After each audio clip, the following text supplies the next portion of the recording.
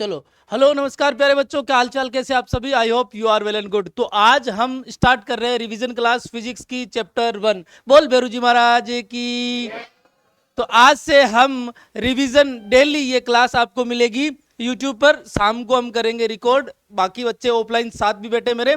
हाँ, pen copy लेकर जरूर बैठना जो बच्चे पहली बार इस क्लास को देखेंगे। हाँ, इस क्लास के एंड क्लास में जब चैप्टर को हम कंक्लूड करेंगे, मैं बता देता हूं कि आप सभी को जिस दिन चैप्टर कंक्लूड होगा उस दिन आपको मोस्ट इंपॉर्टेंट क्वेश्चन बता दिए जाएंगे। एमसीक्यूज की पूरा एक मतलब अलग ही क्लास ले लूंगा मैं, और छोटे क्वेश्चन की एक अलग से क्लास ले लूंगा। राइट, ये सही रहेगा। करें शुरुआत। तो आ जाओ भाई, शुरू करते हैं। आज के चैप्टर का नाम है आपका इलेक्ट्रोस्टैटिक। से हम स्टार्ट करें तो इलेक्ट्रोस्टैटिक क्या है ये कोई नहीं पूछता है ना, लेकिन फिर भी हमें पता होना चाहिए कि स्थिर वैद्युतिकी क्या है। कोई बताएगा क्या स्थिर वैद्युतिकी, बताओ।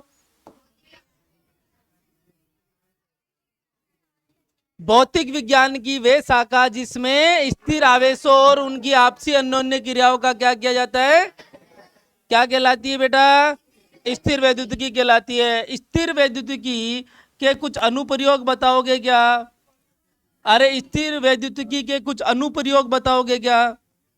क्या क्या है बताओ जल्दी से। पहला अनुप्रयोग क्या है, फोटोकॉपी मशीन। पहला क्या हो गया, फोटोकॉपी मशीन। दूसरा क्या हो गया, कौन सा, लाउड स्पीकर। कौन सा स्पीकर बेटा, तीसरा कौन सा हो गया, चिमनी में जो आपका सिस्टम लगा होता है, पॉल्यूशन कंट्रोल यूनिट। और हाँ, मेमोरी ले लो भाई, है ना, मेमोरी। और एक होता है बेटा सिस्मोग्राफी जिसे कहते हैं, है ना, भूकंप की तीव्रता जो है वो ज्ञात करने के लिए इसको काम में लेते हैं। बात यहां से अब हम वहां ले जाते हैं जहां से हम शुरुआत कर रहे हैं, किसकी, आवेश की।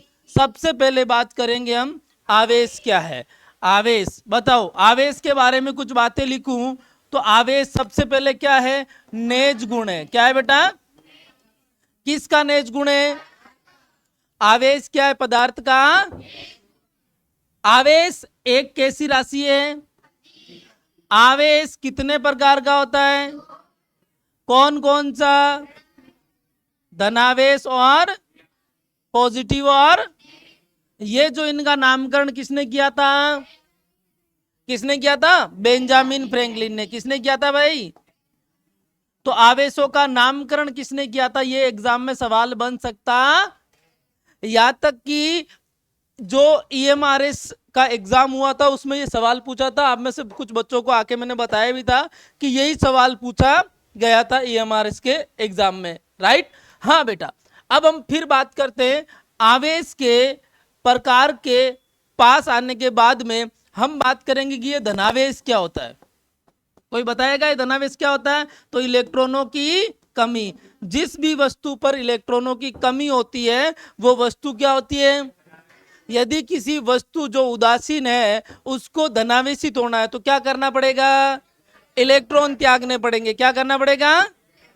और कोई वस्तु जो है मान लो ऋणावेशित है या उस पर ऋणावेश है, तो ऋणावेश का मतलब क्या है, इलेक्ट्रॉनों की, इलेक्ट्रॉनों की, यानी कहने का मतलब कोई वस्तु जब इलेक्ट्रॉन ग्रहण करती है तो क्या हो जाती है, कोई वस्तु इलेक्ट्रॉन ग्रहण करती है तो सर क्या हो जाती है, ऋणावेशित हो जाती है। क्या हो जाती है, प्रकृति में सामान्यतः कोई भी वस्तु कैसी होती है, उदासीन होती है, क्योंकि उसमें जितने प्रोटॉन होते हैं उतने ही क्या होते हैं, जितने प्रोटॉन होते हैं उतने ही क्या होते हैं।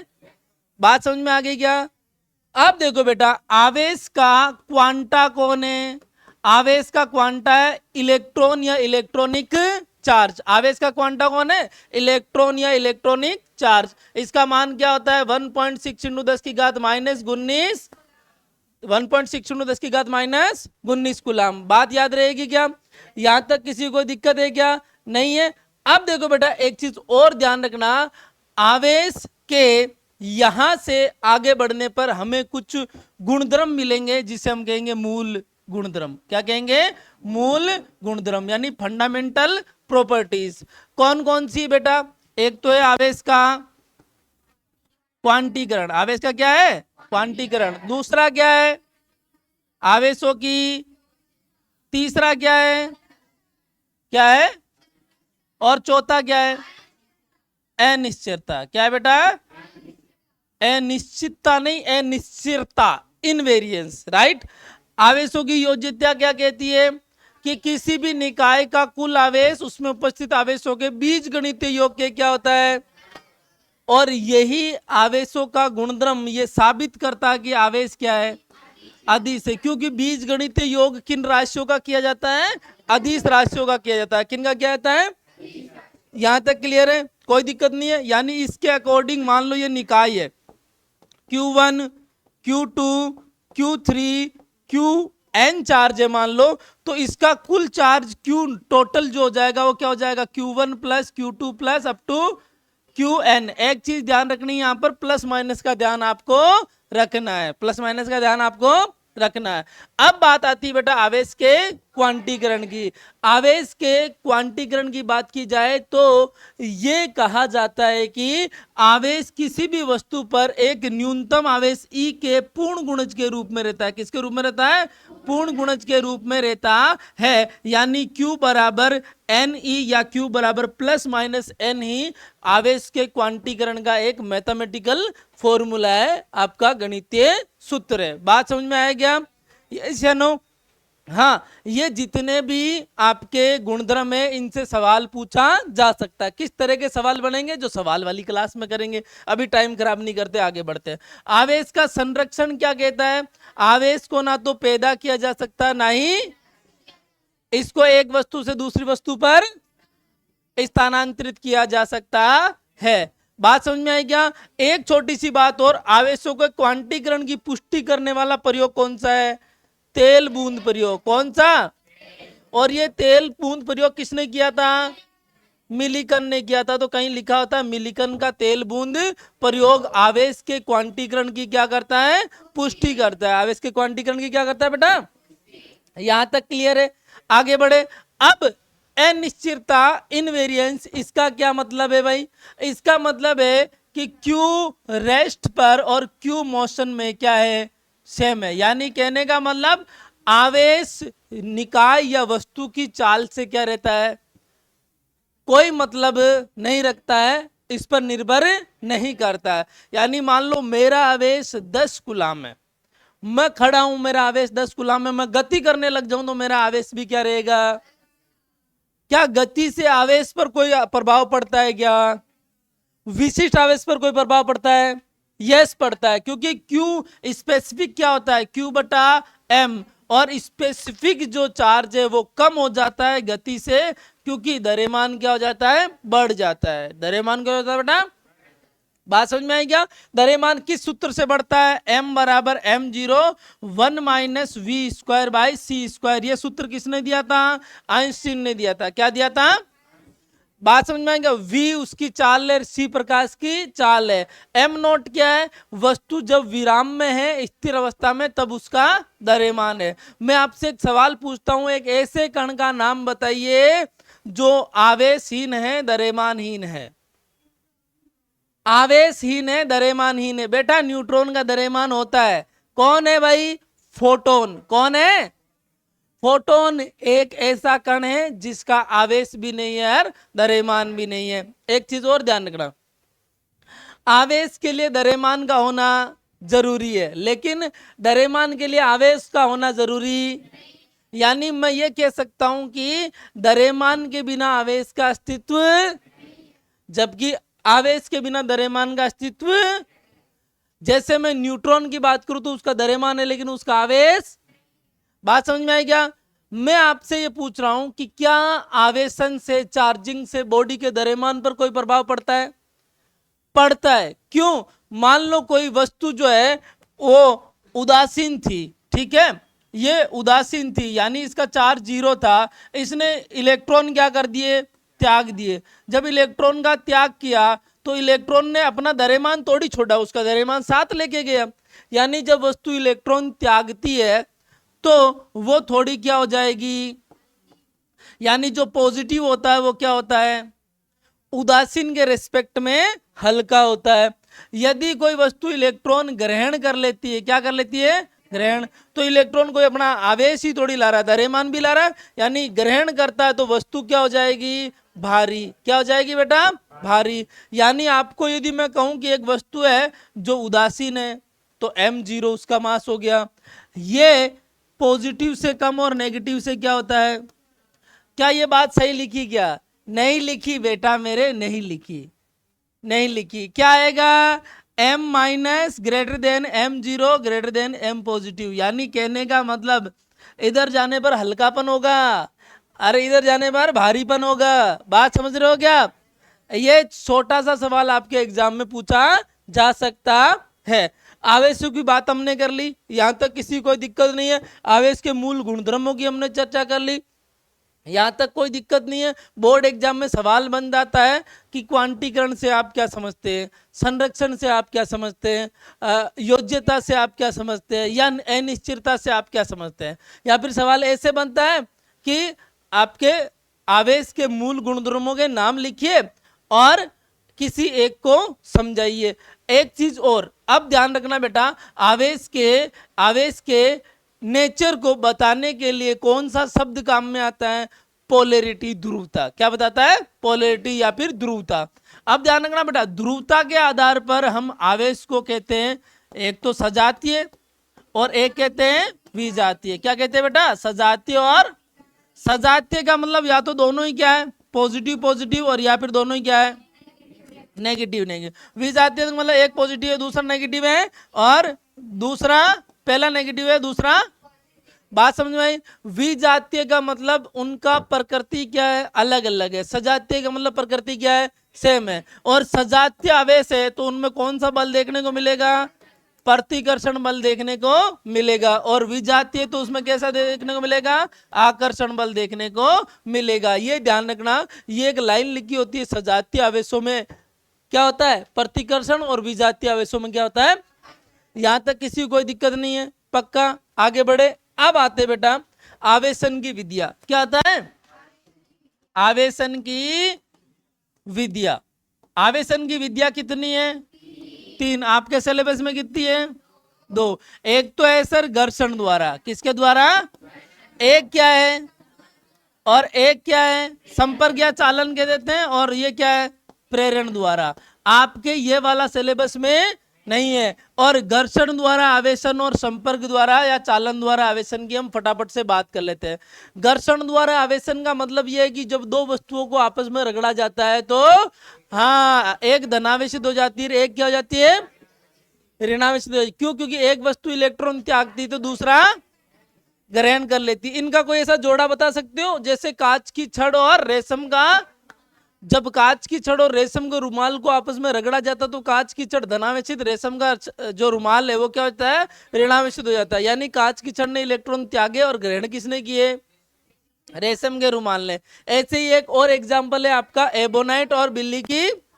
एबोनाइट की छड़ और बिल्ली की, जब इन दोनों को आपस में रगड़ा जाता तो एबोनाइट की छड़ ऋणावेशित हो जाती, बिल्ली की खाल धनावेशित हो जाती, क्योंकि इस प्रक्रिया में इलेक्ट्रॉन किसने ग्रहण किए? एबोनाइट की छड़ ने। बोर्ड एग्जाम में सवाल आता है कि जब किसी कांच की छड़ को रेशम के रुमाल से रगड़ा जाता है तो कांच की छड़ धनावेशित हो जाती है, क्यों? तो हम कहेंगे कि ये घर्षण द्वारा आवेशन का एक उदाहरण है। और इसमें घर्षण की प्रक्रिया के दौरान कांच की छड़ ने इलेक्ट्रॉन क्या कर दिए? त्याग दिए, इसलिए ये क्या हो गई? धनावेशित हो गई। बात समझ में आई क्या? सेम सवाल पूछता है कि एबोनाइट की छड़ को बिल्ली की खाल के साथ रगड़े तो एबोनाइट की छड़ ऋणावेशित हो जाती है, क्यों? जवाब क्या दोगे? क्योंकि इस प्रक्रिया में इलेक्ट्रॉन एबोनाइट की छड़ क्या कर लेती है? ग्रहण कर लेती है। यहां तक किसी को दिक्कत है क्या? अब बात आती है बेटा संपर्क द्वारा आवेशन में। संपर्क द्वारा आवेशन में क्या करते हैं? एक उदासीन वस्तु को आवेशित वस्तु से संपर्क करवाया जाता है, जिससे उदासीन वस्तु भी क्या हो जाती है? आवेशित हो जाती है। यदि आवेशित वस्तु जिसके संपर्क में उदासीन को लाया जा रहा है वो धनावेशित है तो ये भी क्या हो जाएगी? और यदि ये ऋणावेशित है तो ये भी क्या हो जाती? इस प्रक्रिया में जो पहले से आवेशित वस्तु उसके आवेश में क्या होती है, और दूसरे वाले जो उदासीन था उसके आवेश में क्या होती है? बात समझ में आई क्या? अरियनो अब एक सवाल और पूछा जाता है, वो यहां से, हाल दो आपके हट गया, लेकिन प्रेरण द्वारा आवेशन में आवेशित करने वाली वस्तु के आवेश पर कोई प्रभाव, यदि ये धनावेशित है तो प्रेरण द्वारा आवेशन में उदासीन वस्तु कैसी होगी, ऋणावेशित होगी। और ये ऋणावेशित है तो प्रेरण द्वारा आवेशन में उदासीन वस्तु कैसी होगी। सवाल पूछा जाता है कि क्या किसी वस्तु को संपर्क किए बिना आवेशित किया जा सकता है क्या?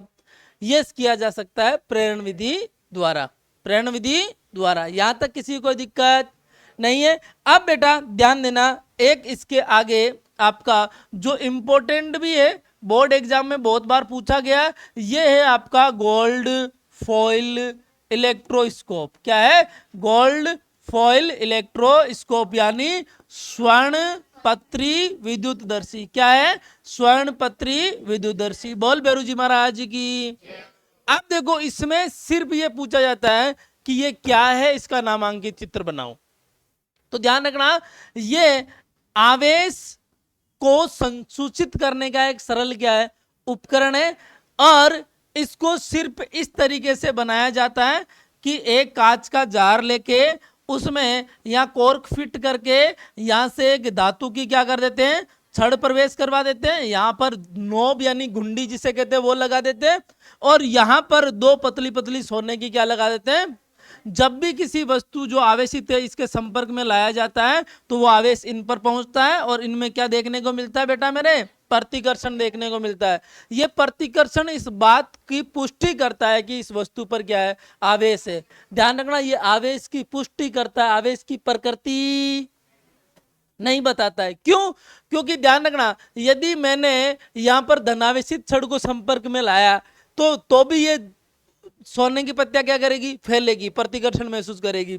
और ऋणावेशित होगा तो भी क्या करेगी, फैलेगी, क्योंकि ये आवेश यहां से चलकर इन दोनों पर क्या कर जाता है, बढ़ जाता है। तो पत्तियों पर चाहे छड़ धनावेशित हो चाहे ऋणावेशित, हमेशा आवेश सजातीय आता है। सजातीय आवेशों में क्या होता है, प्रतिकर्षण होता है। इसीलिए यहां पर एक सवाल भी बनता है कि प्रतिकर्षण ही आवेशन का एकमात्र परीक्षण है। क्यों? क्योंकि आकर्षण तो उदासीन और आवेशित वस्तु में भी देखने को मिल सकता है। एग्जाम्पल कैसे, आप कंघे को सूखे बालों में घुमाओ और कागज के टुकड़े के पास ले जाओ, कागज के टुकड़े चिपक जाते। कागज के टुकड़े चिपक गए यानी कागज के टुकड़ों और कंघे के बीच में क्या लगा, बल लगा। बल लगा कैसा, आकर्षण का। इसका मतलब क्या है, कागज के टुकड़े तो उदासीन थे, इसको रगड़ने से मान लिया कि इस पर आवेश आ गया तो आकर्षण मिल गया ना इसमें। तो आकर्षण से आवेशित होने की पुष्टि नहीं होती है, लेकिन प्रतिकर्षण से जरूर होती है। बात समझ में आई क्या? यहां तक किसी को दिक्कत नहीं है। ये जो थ्योरेटिकल पोर्शन मैंने बताया आपको, यहां तक छोटा सा जो थ्योरेटिकल पोर्शन बताया, यहाँ से कई बार बोर्ड एग्जाम में क्या बनता है, सवाल बनता है 1 नंबर का। 1-2 नंबर तो बहुत ही रेयर बनता है, यहाँ से 1 नंबर का सवाल बनता है। हाँ, आपको ये जो चित्र बनाया इसका नाम लिखना होता है, नामांकित जो आपका नाम आप लिख दोगे, कोई बताने की जरूरत नहीं है। क्यों? क्योंकि ये क्या होगी भाई, धातु की छड़। क्या हो गई, धातु की छड़। ये क्या हो गई, स्वर्ण की पन्नियां या पत्रियां, जो भी आप कह दो, है ना। ये क्या हो गई, गुंडी हो गई यानी नोब हो गई। ये क्या हो गया, कॉर्क हो गया। ये क्या हो गया, कांच का जार या बोतल, कांच का जार या बर्तन बोतल, जो भी आप कह दो। बात समझ में आई क्या? यहां तक किसी को दिक्कत है क्या? नहीं है क्या? नहीं है तो अब एक सवाल और आपके दिमाग में रखना जो यहां से पूछा जा सकता है बोर्ड एग्जाम में। वो सवाल क्या है, वो सवाल क्या है, आप अपने दिमाग में जरूर रखना। क्या है बताओ, इसमें लिखवाया भी है मैंने, कहीं ना कहीं जरूर लिखवाया होगा। वो सवाल ये है कि क्या ये विद्युतदर्शी जो है, ये जो विद्युतदर्शी है, ये आवेश के परिमाण के बारे में कोई जानकारी देता है क्या? देता है, लेकिन क्वांटिटेटिव नहीं देता है। ये बताता है जितना ज्यादा प्रतिकर्षण आवेश का मान उतना ही ज्यादा, जितना कम प्रतिकर्षण आवेश का मान उतना ही कम। याद रहेगा क्या? यहां तक किसी को दिक्कत नहीं है? आगे बढ़े, चलिए। अब बेटा आपका आता है कूलाम का नियम। किसका नियम आता है बेटा? कूलाम का नियम। कूलाम का नियम क्या कहता है बताओ? उससे पहले एक चीज और बता दूं मैं आपको, है ना। उससे पहले एक चीज और बता दूं, कूलाम के नियम पे आने से पहले एक चीज और बता दूं जो 2-3 बार बताई जाएगी आपको पूरे फिजिक्स पढ़ाते समय 2-3 बार बताई जाएगी। वो क्या है कि ये आवेश जो है क्या है, ये सवाल ही क्या है, ठीक नहीं है। आवेश करता क्या है, यह सवाल क्या है, ठीक है ना। तो आवेश जब स्थिर होता है तो विद्युत क्षेत्र उत्पन्न करता है, क्या उत्पन्न करता है। और आवेश जब गतिशील होता है तो गतिशील की दो स्थिति होती है, एक तो होता है नियत वेग से और दूसरा होता है परिवर्ती वेग से। और परिवर्ती वेग यानी त्वरित गति। आर्यनो जब ये नियत वेग से चल रहा होता है तो विद्युत क्षेत्र और चुंबकीय क्षेत्र दोनों उत्पन्न करता है, और जब त्वरित गति से चल रहा होता है तो विद्युत क्षेत्र, चुंबकीय क्षेत्र और विद्युत चुंबकीय तरंग क्या करता है, उत्पन्न करता है या उत्सर्जित करता है। बात समझ में आई क्या? यहां तक किसी को दिक्कत है क्या? ये बारी बारी से ये 2-3 जगह ये बात आपके काम में आएगी ही आएगी। चलिए अब हम वापस आ जाते हैं किस पर, कूलाम के नियम पर। ध्यान रखना कूलाम का नियम स्थिर आवेशों के बीच के लिए लागू होता है। किसके लिए? कूलाम का नियम कहता है कि दो स्थिर बिंदुवत आवेशों के बीच लगने वाला आकर्षी या प्रतिकर्षी बल आवेशों के परिमाणों के गुणनफल के समानुपाती और उनके बीच की दूरी के वर्ग के, तथा ये बल जो है इन दोनों रेखाओं को मिलाने, उन दोनों आवेशों को मिलाने वाली रेखा के क्या होता है, अनुदिश होता है। यानी कहने का मतलब कूलाम का नियम कहता है कि F जो है वो समानुपाती है Q1 Q2 समीकरण नंबर 1, और व्युत्क्रमानुपाती 1/r², समीकरण नंबर 2। इन दोनों को एक साथ लिख ले तो आ जाएगा Q1 Q2 divide by r², यानी यहां से मैं F बराबर क्या लिख दूं, K Q1 Q2 divide by r²। जा K क्या कहलाता है बेटा, ये नियतांक है, यहाँ पर कूलाम बल नियतांक भी इसको कहते हैं। और K का मान ध्यान रखना दो बातों पर निर्भर करता है, एक तो माध्यम पर और एक मापन की पद्धति पर। एक तो माध्यम पर और एक अरे मैं ये पूछ रहा हूं K की निर्भरता पूछ रहा हूं कि K का मान किन किन बातों पर निर्भर करता है। तो पहला तो ये निर्भर करता है माध्यम पर, और दूसरा निर्भर करता है मापन की पद्धति पर। इसका मान CGS में अलग है और MKS में अलग है। MKS में इसका मान 9 × 10⁹ है और CGS में इसका मान 1 है। बात समझ में आई क्या? अरे यस या नो? यहां तक किसी को दिक्कत नहीं है? पक्का? हाँ आगे चलते हैं। इधर देखो, यदि मैं बात करना चाहूं सदिश रूप में लिखना चाहूं तो K Q1 Q2 divide by r², यहाँ क्या आता है, r कैप आता है। r कैप क्या है, एकांक सदिश है। r कैप क्या है बेटा? अब ध्यान रखना यहां से एक बात, यदि Q1 Q2 का मल्टीप्लीकेशन ग्रेटर देन 0 तो बल की प्रकृति कैसी होगी? कैसी होगी? बल की प्रकृति पूछ रहा हूं, बल की प्रकृति होगी प्रतिकर्षी, क्योंकि इस स्थिति में आवेश कैसे है, आवेश से सर सजाती है। कैसे आवेश है? बात समझ में आ रही क्या? चलिए अब यदि Q1 Q2 का मान लेस देन 0 है तो इसका मतलब आवेश क्या है, विजातीय। और विजातीय क्या कहते हैं? हाँ ये कहते हैं कि आजा गले लग जा, यानी आकर्षण इनके बीच में क्या देखने को मिलता है, बल देखने को मिलता है। ये बोर्ड एग्जाम में सवाल भी कई बार आ जाता है। यहां तक किसी को दिक्कत नहीं है? पक्का? चलिए अब हम बात करते हैं कि जो K है इसको निर्वात के लिए तो हम ये लिखते हैं K बराबर 1/4πε0, और माध्यम के लिए इसको क्या लिखते हैं, K बराबर 1/4πε। ध्यान रखना ε0 क्या है, निर्वात की विद्युतशीलता। क्या बेटा? निर्वात की विद्युतशीलता। क्या है? निर्वात की विद्युतशीलता। और ये एप्सिलॉन क्या है, क्या है? माध्यम की, बताओ माध्यम की क्या है, विद्युतशीलता। यहां तक किसी को दिक्कत है क्या?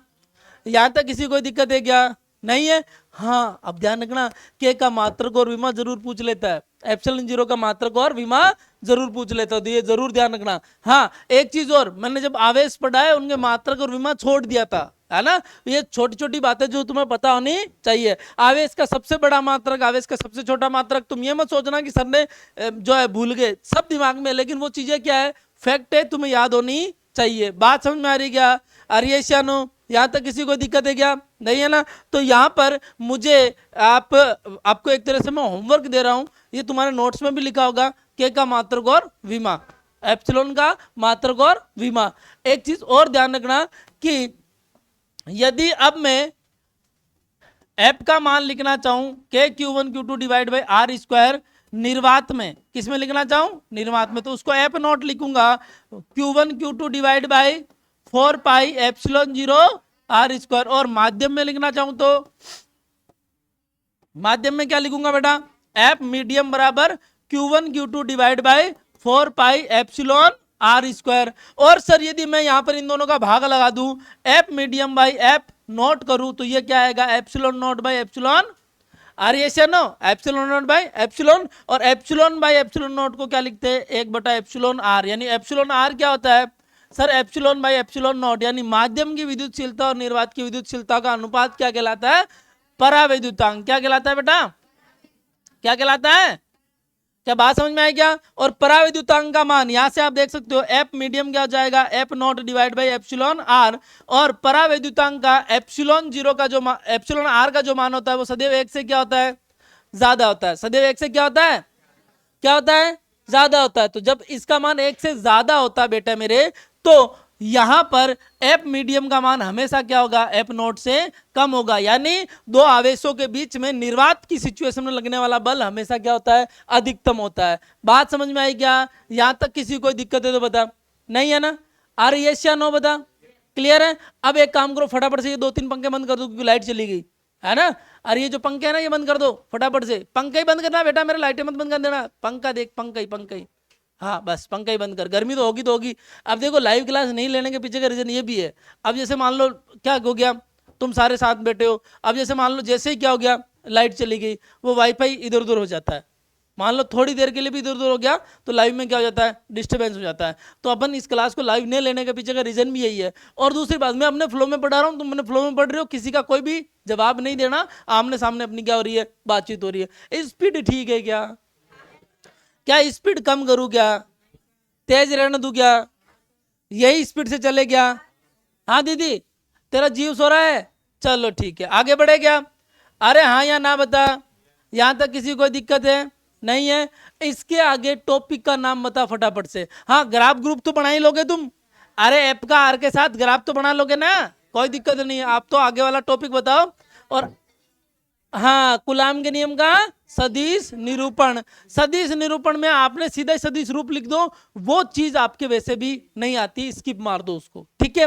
रिवीजन में अब हम आगे आकर बात करेंगे विद्युत, किसकी बात करेंगे, विद्युत क्षेत्र की। आपको यदि कोई पूछ ले विद्युत क्षेत्र क्या है तो जवाब क्या दोगे बेटा मेरे, आवेश के चारों ओर वे प्रभावित क्षेत्र जिसमें कोई अन्य आवेश आए तो वो अपनी स्थिति और प्रकृति के अनुसार क्या महसूस करता है, वो पहले वाले आवेश का क्या कहलाता है। अरे ये आवेश Q है, इसके चारों तरफ मान लो कोई Q आवेश छोटा आया, Q नोट कह दो, टेस्ट चार्ज, फ्रिक्शन चार्ज वो कह दो, तो ये बल महसूस करेगा अपनी स्थिति और प्रकृति के अनुसार। यदि इन दोनों की प्रकृति सेम है तो प्रतिकर्षण होगा, और प्रकृति सेम नहीं है तो क्या होगा, आकर्षण होगा। पास है तो ज्यादा और दूर है तो कम, इसलिए मैंने स्थिति और प्रकृति दोनों बात यहाँ पर काउंट की है। अरे बात समझ में आ रही क्या, यस या नो। विद्युत क्षेत्र कोई भौतिक राशि नहीं है, विद्युत क्षेत्र की तीव्रता क्या है, भौतिक राशि है। तो आ जाओ अब हम बात करते हैं किसकी, विद्युत क्षेत्र की तीव्रता, किसकी बात करते हैं, विद्युत क्षेत्र की तीव्रता। ध्यान रखना बेटा, विद्युत क्षेत्र की तीव्रता क्या होती है, एकांक धनावेश द्वारा महसूस किया गया बल। यानी विद्युत क्षेत्र में किसी एकांक धनावेश को लाकर रखे तो वो उस जगह पर जितना बल महसूस कर रहा होता है उस बिंदु पर विद्युत क्षेत्र की क्या होती है। यानी कहने का मतलब ये Q है, इससे R दूरी पर यहां पर एक Q0 परीक्षण आवेश रखा, क्या रखा है, परीक्षण आवेश, टेस्ट चार्ज। परीक्षण आवेश का मतलब क्या है, इसका खुद का मान इतना कम है कि इसका खुद का विद्युत क्षेत्र क्या माना जा सकता है, नगण्य माना जा सकता है। क्या माना जा सकता है, या शून्य माना जा सकता है।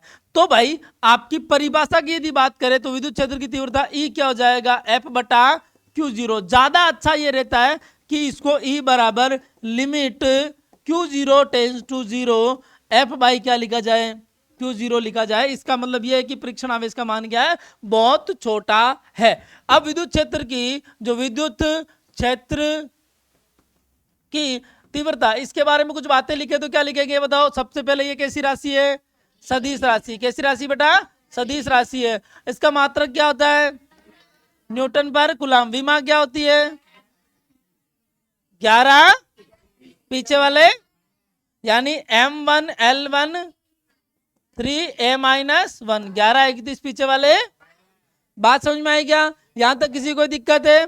नहीं है? पक्का? आपको यहां से एक छोटा सा सवाल पूछा जा सकता है कि विद्युत क्षेत्र की तीव्रता को परिभाषित करते हुए इसका मात्रक और विमा लिखिए। यहां तक किसी को दिक्कत है तो बता। नहीं है? आगे बढ़े।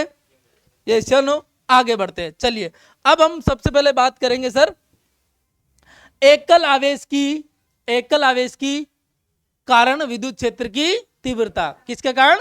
एकल आवेश के कारण विद्युत क्षेत्र की तीव्रता। तो मान लेते हैं ये Q चार्ज है, इससे R दूरी पर आपको विद्युत क्षेत्र की तीव्रता ज्ञात करनी है। तो यहाँ परीक्षण आवेश रखूंगा Q0 और Q0 पर मैं लगने वाला बल जो है F वो कैलकुलेट करूंगा कूलाम के नियम से। तो वो क्या आएगा बताओ? Q0 divide by R square R cap. ये क्या हो गया? इन आवेशों के बीच में लगने वाला बल। विद्युत क्षेत्र की तीव्रता की परिभाषा से बात करूं तो वो क्या हो जाएगा? F बटा Q0। ये मान यहां उठा के रखो तो E क्या आ जाएगा? KQ divide by R square R cap. अरे हाँ या ना बोल। यदि परिमाण रूप में लिखना चाहूं तो E क्या हो गया बेटा मेरे? KQ डिवाइड बाई, क्या मैं ये कह सकता हूं विद्युत क्षेत्र की तीव्रता का मान परीक्षण आवेश पर निर्भर है? क्योंकि यहां पर आप देखो Q0 फाइनल आंसर में नहीं आ रहा है। यानी मैं ये कह सकता हूं कि विद्युत क्षेत्र की तीव्रता का मान सिर्फ माध्यम की प्रकृति पर निर्भर करता है। जो आवेश खुद इस विद्युत क्षेत्र को पैदा कर रहा है उस आवेश के मान पर निर्भर करता है और आवेश से दूरी पर निर्भर करता है। दूरी बढ़ने पर विद्युत क्षेत्र की तीव्रता का मान क्या हो जाएगा? कम हो जाएगा। क्या बात समझ में आई क्या? आर्यस या नो? यहां तक किसी को दिक्कत है? यदि आवेश का मान जितना बड़ा है तो विद्युत क्षेत्र की तीव्रता उतनी क्या होगी? अब क्या ग्राफ बनाए जा सकते हैं? अरे अनुपात वाले रिलेशन बनाए जा सकते हैं। किसी को दिक्कत है क्या? नहीं है? आगे बढ़ा जाए। मैं एक सवाल पूछता हूं, विद्युत क्षेत्र की कल्पना किसने की या इसका कॉन्सेप्ट किसने दिया? कौन से फेराडे? माइकल फेराडे ने। किसने भाई? बात समझ में आई क्या? और आगे जो टॉपिक आएगा आपका विद्युत क्षेत्र रेखा है, इसका भी जो है कॉन्सेप्ट किसने दिया? माइकल फेराडे ने। किसने दिया था? एकल आवेश के कारण विद्युत क्षेत्र आपने निकाल दिया, तो क्या आवेशों को निकाय के कारण निकाल सकते हो? या कौन सा नियम लगता है? अध्यारोपण का नियम। क्या लगता है? माना अध्यारोपण का सिद्धांत है ना। यह कहता है कि किसी एक आवेश पर आवेशों के निकाय के कारण बल सभी आवेशों के कारण लगने वाले व्यक्तिगत बलों के सदिश योग के क्या होता है? बराबर होता है। ये तो बल के लिए हो गया। यदि विद्युत क्षेत्र की तीव्रता की बात की जाए तो किसी एक आवेश पर निकाय के शेष आवेशों के कारण लगने वाला विद्युत क्षेत्र की परिणामी तीव्रता सभी आवेशों के कारण लगने वाली तीव्रताओं के सदिश योग के क्या होती है? बराबर होती है। बात समझ में आई क्या? यहां तक किसी को कोई दिक्कत है? नहीं है? पक्का? आगे बढ़े। अरे हाँ या ना बोल भैरू जी महाराज की। अब देख आगे हम बात करेंगे किसकी? विद्युत क्षेत्र रेखा। क्या है बेटा? विद्युत क्षेत्र रेखा है। ज्यादा अच्छा होता है इनको क्षेत्र रेखाएं कहना, इनको सामान्यतः बल रेखाएं भी कह दिया, क्योंकि ये विद्युत क्षेत्र को निरूपित कर रही है, विद्युत बल को निरूपित नहीं कर रही है। बात समझ में आई क्या? हाँ, विद्युत क्षेत्र रेखाओं की दो परिभाषा। पहली परिभाषा क्या है? यदि एकल आवेश धनावेश को विद्युत क्षेत्र में स्वतंत्रता पूर्वक गति के लिए छोड़ दिया जाए तो ये जिस पथ पर गति करता है उसी पथ को क्या कहते हैं? पहली परिभाषा तो ये आप लिख सकते हो एग्जाम में। दूसरी परिभाषा क्या है? ये सतत, ये काल्पनिक सतत निष्कोण वक्र है जो किसको निरूपित कर रहे होते हैं? विद्युत क्षेत्र की तीव्रता को निरूपित कर रहे होते हैं। अरे बात समझ में आई क्या? यस या नो? यहां पर बेटा ध्यान रखते हैं, कुछ इनके क्या कर लेते हैं? गुणधर्मों की चर्चा कर लेते हैं। तो पहला गुणधर्म, पॉजिटिव से शुरू होती है और नेगेटिव पर, पॉजिटिव से शुरू होती है, कभी भी बंद पथ, कभी भी एक दूसरे को नहीं काटती है। विद्युत क्षेत्र रेखा के किसी बिंदु पर खींची गई स्पर्श रेखा किसकी दिशा को बताती है? उस बिंदु पर विद्युत क्षेत्र की दिशा को बताती है। क्या बात समझ में आई क्या? यदि आपको पूछ ले कि दो विद्युत क्षेत्र रेखाएं एक दूसरे को नहीं काटती है, क्यों? क्योंकि कटान बिंदु पर विद्युत क्षेत्र की दो दिशाएं मिलेगी जो संभव, एक ही जगह पर एक ही राशि की दो दिशाएं संभव। बात समझ में आई क्या? यस या नो? आपको ये पूछ ले कि विद्युत क्षेत्र रेखाएं बंद वक्र क्यों नहीं बनाती है, यदि पूछ ले कि बंद वक्र क्यों नहीं बनाती, क्या जवाब दोगे? क्योंकि सर इनका प्रारंभ बिंदु और अंत बिंदु दोनों क्या है, अलग अलग है। प्रारंभ कहां से हो रही है, अंत कहां पर हो रही है? बात समझ में आई क्या? बोर्ड एग्जाम में ये सवाल पूछा जाता है कि Q ग्रेटर देन 0 के लिए विद्युत क्षेत्र रेखाएं खींचिए, तो आप Q यहां लिखो। विद्युत क्षेत्र रेखाएं क्या होती है, त्रिज्यते बार की ओर। अरे धनावेश के कारण विद्युत क्षेत्र रेखाएं कैसे होती है, त्रिज्यते बार की ओर, रेडियली आउटवर्ड होती है। बोर्ड एग्जाम सवाल पूछता है Q लेस देन 0 के लिए विद्युत क्षेत्र रेखाएं खींचो, तो यहाँ Q लिखेंगे और एरो को क्या कर देंगे बताओ? अरे एरो को क्या कर देंगे, एरो को सर अंदर कर देंगे। क्या बात समझ में आई क्या? यहां तक किसी को दिक्कत है क्या? नहीं है, पक्का। एक और बनता है कि आगे चलकर हम बात भी करेंगे, है ना, प्लस और माइनस यानी द्विध्रुव के कारण विद्युत क्षेत्र रेखा है, तो कैसे खींचते हैं, ऐसे ऐसे ऐसे ऐसे ऐसे, यहां, है ना, एरो ध्यान रखना। और जैसा स्पीड से मैं बना रहा हूं वैसा स्पीड से तुम्हें भी क्या आना चाहिए, बनाना आना चाहिए। बात समझ में आ गई क्या? अरे यस या नो? हाँ, विद्युत क्षेत्र रेखाएं अपनी लंबाई के अनुसार क्या करती है, सिकुड़ने का प्रयास करती है। सिकुड़ने का प्रयास करती है, ये किस बात को बताता है, विजातीय आवेशों में आकर्षण को बताता है। क्या बताता है, विजातीय आवेशों में आकर्षण को बताता है।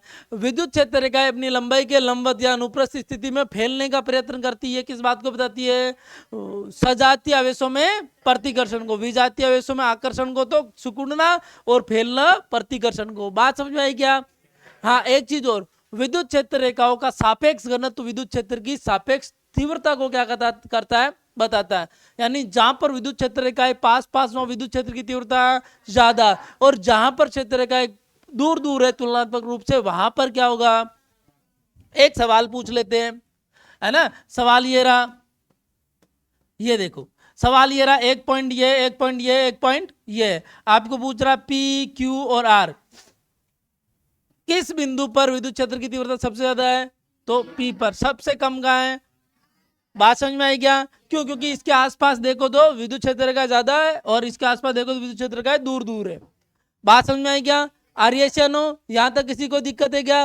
नहीं है। यदि आपको कोई पूछ ले कि पॉजिटिव पॉजिटिव दो चार्ज है, इसके कारण विद्युत क्षेत्र रेखाएं खींचो, तो इसके मिड पॉइंट पर यदि ये चार्ज समान है तो मिड पॉइंट पर विद्युत क्षेत्र की तीव्रता क्या होगी, 0 होगी। यानी यहां से आप देखो तो इस तरह के आपको वक्र देखने को मिलेंगे। अरे हाँ या ना? किसी को दिक्कत? जैसा मैं बना रहा हूं वैसा तुम्हें भी बनाना आना। अरे हाँ या ना बोल, किसी कोई दिक्कत? ये यदि दोनों ऋणावेश होते तो तीर के निशान क्या हो जाते, ऊंधे हो जाते या उल्टे हो जाते। यहां तक किसी को कोई दिक्कत है तो बता। नहीं है ना? पक्का। आगे बढ़े क्या? अब आपको ये पूछ ले कि विद्युत क्षेत्र रेखाओं से संबंधित कोई सवाल आपके एग्जाम में आ जाता, जवाब दे दोगे मुंह तोड़ के? ये बात पर डिपेंड करेगा मुंह किसका तोड़ोगे। हाँ, है ना? हाँ, अपना खुद का ही है कि नहीं? हाँ, कहीं माता बड़ी करने लग जाऊं। आगे बढ़े क्या? यहां तक के टॉपिक्स में कोई भी डाउट हो तो बता, नहीं तो आगे बढ़ते हैं। टाइम तो अभी सिर्फ आधा घंटा ही हुआ है मेरे हिसाब से। अरे ऐसा नो, आधा घंटा ही हुआ ना? यहां तक पहुंचने के लिए जब हमारा कोर्स स्टार्ट होता है तो सप्ताह भर लग जाता है कई बार। क्यों? क्योंकि वहां एक एक चीज समझाओ, एक एक चीज समझाओ, एक एक चीज। बात समझ में आ रही क्या? अब तो फिर भी मैं क्या कर रहा हूं, तुम्हें यहां लिखवा रहा हूं। जब एग्जाम दिसंबर के बाद जब अपन वापस क्या करेंगे, स्पीड रिवीजन करेंगे, तो पूरा चैप्टर खड़ा खड़ा बोल दूंगा ऐसे, है ना? हाँ, ये टॉपिक ये टॉपिक ये टॉपिक, इसको ये करने पर उसको वो करने पर, इसका ये किया इसका वो किया, तुरंत, है ना? डेरिवेशन भी तुम्हारे दिमाग में इस तरीके से ही आ जाएंगे सारे के सारे। बात समझ में आई क्या? आगे बढ़े क्या? इलेक्ट्रिक डाइपोल, है ना, विद्युत द्विध्रुव। आपको पहला ही सवाल पूछता है विद्युत द्विध्रुव क्या है। क्या सवाल पूछता है? विद्युत द्विध्रुव क्या है? बताओ विद्युत द्विध्रुव क्या है? समान परिमाण तथा विपरीत प्रकृति के आवेशों को अत्यल्प दूरी पर रखने से बना निकाय क्या कहलाता है? बात समझ में आ गई क्या? द्विध्रुव कहलाता है। बेटा मेरे, द्विध्रुव आगुण नहीं कहलाता है। कई बच्चे ऐसा लिख देते हैं, अरे समझ रहे हो ना, कॉमे में चले जाते हैं, लिख देते हैं, बोल देते हैं। ऐसा नहीं करना है। बात समझ में आ रही क्या? अरे हाँ या ना? चलिए, तो मैं कह दूं सर ये माइनस क्यू चार्ज है और ये प्लस क्यू चार्ज है, इसको अत्यल्प दूरी पर रखा तो इनके बीच की दूरी ये 2a हो गई। अरे ऐसा नो, अरे हाँ या ना, किसी कोई दिक्कत नहीं है, पक्का क्लियर है। अब द्विध्रुव की यदि कोई परिभाषा पूछे जवाब दे दोगे। अब आता द्विध्रुव आघूर्ण, क्या आता है बेटा? द्विध्रुव आघूर्ण। द्विध्रुव आघूर्ण क्या है बताओ मेरे बेटा, जल्दी बताओ। द्विध्रुव आघूर्ण एक पी सदिश से रिप्रेजेंट करते हैं, वेक्टर क्वांटिटी है। और ध्यान रखना ये क्या है सर, किसी एक आवेश का परिमाण तथा उनके बीच की सदिश दूरी का गुणनफल क्या कहलाता है? द्विध्रुव आघूर्ण का आपका जो द्विध्रुव आघूर्ण है बेटा, द्विध्रुव आघूर्ण ये कैसी राशि है बताओ? द्विध्रुव आघूर्ण कैसी है? सदिश राशि है। कैसी राशि है? इसकी दिशा क्या होती है? माइनस क्यू से कहा होती है बताओ? प्लस क्यू की ओर। माइनस क्यू से कहा होती है? प्लस क्यू की ओर। किसकी दिशा? किसकी दिशा? विद्युत द्विध्रुव आघूर्ण की दिशा। बात समझ में आई क्या? हाँ जी, हाँ मैं अभी क्लास फिनिश कर दूं 15 मिनट में, हाँ फिर आ जाओ आप वापस, है ना? हाँ तो यहां तक किसी को दिक्कत है क्या? नहीं है ना? दिशा बता दी माइनस क्यू से, इसका मात्रक क्या हो जाएगा? कूलाम गुणा, इसी को कौन सी बाई नाम देते हैं? क्या नाम देते हैं? और इसकी विमा क्या होगी? लता मैडम। क्या हो गई? L1T1, L1T1। यहां तक किसी को दिक्कत है? नहीं है। अब आता है बेटा आदर्श द्विध्रुव की शर्त। क्या आती है? आदर्श द्विध्रुव। क्या आता है? आदर्श द्विध्रुव। ऐसा द्विध्रुव जिसका आवेश का मान बहुत ज्यादा हो और दूरी क्या हो? Tends to zero. आवेश टेंस टू इनफिनिटी, दूरी टेंस टू क्या हो? जीरो। ऐसा द्विध्रुव क्या कहलाता है? आदर्श द्विध्रुव कहलाता है। यहां तक किसी को दिक्कत? पक्का आगे बढ़े, यही खत्म करे या आगे बढ़े? कोई लेट वेट तो नहीं हो रहा? सोच लो, क्योंकि इसके बाद हम कहां बढ़ रहे तुम्हें पता ना? अक्षीय और निरक्षीय तीव्रता। अक्षीय और निरक्षीय तीव्रता, और अक्षीय और निरक्षीय तीव्रता के व्यंजक पूछे जाते हैं। आपको एग्जाम में सवाल पूछा जाता है कि द्विध्रुव क्या है? द्विध्रुव के अक्ष पर विद्युत क्षेत्र की तीव्रता का व्यंजक बनाइए। बात समझ में आई क्या? आपको पूछता है कि द्विध्रुव क्या है, इसके निरक्ष पर विद्युत क्षेत्र की तीव्रता का व्यंजक बनाइए। बात समझ में आ गई क्या? आगे बढ़े क्या? चलिए इधर देखो, ये रहा आपका द्विध्रुव चाचा। कौन हो गया? ये माइनस और ये प्लस। बात समझ में आई क्या? एक चीज ध्यान रखना, ये जो रेखा होती है आवेशों को मिलाने वाली और इसके केंद्र से होकर गुजरने वाली रेखा क्या कहलाती है? अक्षीय रेखा कहलाती है। क्या कहलाती है? ये इसका क्या हो गया? केंद्र। केंद्र को होकर जाने वाली और अक्षीय रेखा के लंबवत रेखा क्या कहलाती है? निरक्षीय रेखा कहलाती है। सारी दूरियां कहां से मापी जाएगी? द्विध्रुव के केंद्र से। कहां से मापी जाएगी? कहां से मापी जाएगी? यहां पर, यहां पर जो तीव्रता है परिमाण रूप में सीधा लिखूं तो क्या आएगा? ई अक्षीय बराबर 2kp/r³। जब ए का मान आर से क्या हो? बहुत ज्यादा हो। और यहां पर क्या होता है? ई निरक्षीय क्या होता है बताओ? kp/, बेटा माइनस तो तब लगाऊंगा ना झालर, जब वेक्टर लगाऊंगा। या तो क्या कर रहा हूं मैं यार, उकसाओ मत ऐसे यार। माइनस और प्लस कुछ भी लगा रहा हूं, मैं परिमाण की बात कर रहा हूं ना यार। यहां पहले कहा था ना परिमाण की बात कर रहा हूं। अरे हाँ या ना? तो ई अक्षीय और ई निरक्षीय। आप सोचो तुमसे ज्यादा गर्मी मेरे को हाँ हो रही है, और मैं लगातार क्या कर रहा हूं? चिल्ला चिल्ला के बोल रहा हूं, और फिर तुम ऐसा मतलब कोई पॉइंट बोल देते हो तो फिर आग लग जाती है ना। हाँ सिस्टम क्रैश हो सकता है। ये बोर्ड एग्जाम में सवाल पूछा था, अक्षीय निरक्षीय तीव्रता का अनुपात बताओ। या फिर ई अक्षीय क्या हो जाएगा बेटा मेरे? 2 गुणा, अरे 2 गुणा ई निरक्षीय क्या हो जाएगी? आगे बढ़े, किसी को दिक्कत? एक चीज और बता दूं मैं आपको, यहां पर यदि मैं इसी को वेक्टर फॉर्म में लिख देता तो ई अक्षीय क्या होता बताओ? ई अक्षीय होता वेक्टर फॉर्म में 2kp वेक्टर डिवाइड बाय, और ई निरक्षीय क्या हो जाता वेक्टर फॉर्म में? अरे क्या हो जाएगा? ये हो जाएगा -kp/kp वेक्टर बाय r³। ध्यान रखना निरक्ष पर p और e के बीच का एंगल कितना होता है? 180 डिग्री। कितना होता है? चाटा मार दूंगा 90। साफ साफ ये माइनस चिन्ह क्या बता रहा है? ये माइनस चिन्ह बता रहा है कि ई और पी परस्पर क्या है? विपरीत है। और यहां पर थीटा क्या होता है? 0 डिग्री। क्या होता है? 0 डिग्री। यहाँ 90 हो गया। कैसे 90? 0 होगा। क्या होगा? बेटा इधर से इधर विद्युत क्षेत्र की दिशा, इधर से इधर कौन है, डाइपोल की दिशा। यहाँ पर विद्युत क्षेत्र की दिशा किधर आएगी, इधर आएगी। डाइपोल मोमेंट की दिशा किधर आएगी, इधर आएगी। यहाँ तक किसी को दिक्कत है क्या? अरे हाँ या ना बता। आगे बढ़े क्या, आगे बढ़े। अब हम बनाते हैं अक्षीय तीव्रता का व्यंजक। बात समझ में आई? पहले तो परिमाण रूप में बनाते थे, दिशा बाद में अपन लगा देते, इतना समझदार है अपन। अरे हाँ या ना बोल, किसी कोई दिक्कत है क्या? ये हो गया माइनस क्यू, ये हो गया, ये इसका क्या हो गया, यहां से यहां तक दूरी, यहां से ध्यान रखना, यहां से आर दूरी पर कोई एक पॉइंट है पी, इस पर मुझे विद्युत क्षेत्र की तीव्रता का क्या बनाना है, व्यंजक बनाना है। ये पी पॉइंट इससे कितनी दूरी पर है, आर माइनस ए दूरी पर है, और ये इससे कितनी दूरी पर है, आर प्लस ए से। अरे बात समझ में आई क्या? अब मैं आर माइनस और आर प्लस ए क्या लूंगा, काम में लूंगा। तो ध्यान रखना, ई एट पी पॉइंट यदि मैं परिमाण रूप में ही बात करूं बेटा, तो क्या बन जाएगा, इसके कारण विद्युत क्षेत्र ई प्लस इधर होगा, और इसके कारण विद्युत क्षेत्र किधर होगा, ई माइनस इधर होगा। अरे हाँ या ना बोल। तो बेटा मेरे बात समझना, E plus minus E minus लिख दूं क्या? मैं इतना तो समझदार हूं ना? अरे तुम भी हो ना? ये क्यों लिख दिया पता चला ना? क्योंकि ये वाला आवेश, इस आवेश को यहां पर जो भी आप इमेजिन करोगे चार्ज, उसको कहेगा धक्का देगा, क्या देगा, और ये क्या कहेगा, खींचेगा। ये वाला क्या करेगा, खींचेगा। तो बेटा यहां पर मैं प्लस क्यू के कारण विद्युत क्षेत्र, प्लस क्यू के कारण ई प्लस क्या हो जाएगा बताओ, K Q divide by R minus A का समीकरण नंबर, इसको दे दो ए, इसको एक, और माइनस क्यू के कारण क्या हो जाएगा बताओ। अरे माइनस क्यू के कारण बताओ जल्दी से, जल्दी से। माइनस क्यू के कारण क्या हो जाएगा, ई माइनस बराबर K Q divide by R plus A का होल क्यूब, समीकरण नंबर 2। यहां पर गलती क्या करते हैं बच्चे, होल स्क्वायर, सॉरी क्यूब थोड़ी आएगा, तो स्क्वायर आएगा ना। हाँ, गलती क्या करते बच्चे, जब माइनस का लिखते तो माइनस लिख देते, प्लस का लिखते तो प्लस लिखते ही है।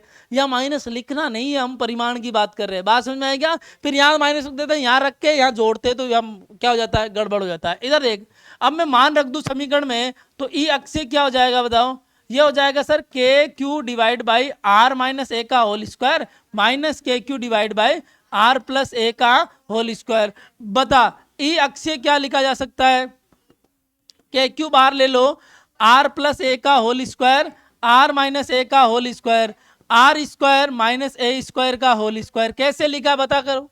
अरे अभी यहाँ तो सिर्फ सिंपल मैथ काम में ली ना बेटा मेरे, इन दोनों का एलसीएम लिया ना। चलिए इधर देख, ई अक्षय की बात कर रहे हैं हम, किसकी बात कर रहे हैं, ई अक्षय की। के क्यू डिवाइड बाई ये कटेगा तो क्या हो जाएगा, 4 AR आएगा, ऊपर क्या आएगा, और R square minus A square का होल स्क्वायर। कैसे, आप खोल के देख लो, आर प्लस ए का होल स्क्वायर खोलेंगे तो A square plus R square plus 2AR, R minus A का होल स्क्वायर खोलेंगे तो A square plus R square minus 2AR। अब ये चीज भी बताने की है क्या, अरे हाँ या ना बोल। अब यहां से इधर देखो, मैं एक काम करता हूं, ये अक्षय लिख रहा हूं, वो क्या मैं इसको 2k क्यू गुणा 2a और r लिख दूं क्या, क्योंकि देखो 4 को मैंने, ये जो 4 आया इसको 2 गुणा 2 लिख दिया, और एक 2a को किसके साथ चिपका दिया, q के साथ, क्योंकि मुझे पता है इसका मैं कुछ करूंगा, क्या करूंगा, कुछ करूंगा, क्या करूंगा, कुछ करूंगा। और q गुणा 2a क्या होता है, p होता है। अरे q गुणा 2a क्या होता है, तो बेटा मेरे ई अक्षय क्या आ गया बताओ जल्दी से, ई अक्षय आ गया 2kpr divide by R square minus A square का होल स्क्वायर। अरे हाँ या ना। अब यहां पर कंडीशन लगेगी, यदि r बहुत बड़ा हो a से तो a स्क्वायर को क्या मान लेते हैं, इस सिचुएशन में ई अक्षय का मान क्या हो जाएगा बता, 2kpr डिवाइड बाई आर की घात 4, एक घात चली गई, ई अक्षय क्या आया बोल जल्दी से, 2kp बाई आर, बोल बेरू जी महाराज की। इधर देख, बात समझ, बात समझ। ई यदि मैं सदिश रूप में लिखना चाहूं तो क्या लिखूंगा, ई अक्षय सदिश बराबर 2kp वेक्टर डिवाइड बाय, यहां तक किसी को कोई दिक्कत है तो बता, अरे हाँ या ना। तो अब सोचो, मैंने बेटा जब ये डेरिवेशन लिखे है ना, तो मैंने सोचा नहीं कहाँ क्या कॉमन लेना, क्या क्या कॉमन लेना। यदि आपको ये सोचना पड़ रहा है तो फिर प्रैक्टिस में कमी है। बात समझ में आ रही क्या, तो प्रैक्टिस में कमी नहीं होनी चाहिए, किसी भी एंगल से आपकी प्रैक्टिस लेक नहीं करनी चाहिए। और डेली अब हम देखो, आप सोचो यहाँ तक पहुंचते पहुंचते तो शायद पूरा एक सप्ताह लग गया था, सप्ताह क्या 10 दिन लग गए थे, ज़्यादा ही लग गया था, क्योंकि काफ़ी कुछ चीज़ें और डिटेल में पढ़ाई गई थी। अब वो जरूरी नहीं, मैंने एक चीज़ और बताई थी आपको 2 या 3 दिन पहले, परसेंटेज बनाने वाली पढ़ाई अक्टूबर से स्टार्ट होती है। अब वही पढ़ो जो एग्जाम में आ रहा है या आएगा। एक्स्ट्रा चीज को कट ऑफ कर दो। कौन बच्चे जिनका सिर्फ एकेडमिक टारगेट है, बाकी तो जो फाउंडेशन वाले उनको जबरदस्ती अलग से पढ़ना ही है, लेकिन हाँ उसमें भी आपको कट ऑफ करना आना चाहिए कि जब आप बोर्ड का माइंडसेट लेके बैठे हो तब आपको इतना ही पढ़ना है। अरे बात समझ में आई क्या? यहाँ तक किसी को दिक्कत है क्या? नहीं है। बहुत भयंकर गर्मी को देखते हुए आज के कार्यक्रम को यही किया जाता है समाप्त। बोल बेरू जी महाराज की, बोलो फिजिक्स पढ़ने वाले महात्माओं की, फिजिक्स पढ़ाने वाले महात्मा की। चलिए आज के कार्यक्रम को यही करते समाप्त। जय हिंद, मिलते हैं कल।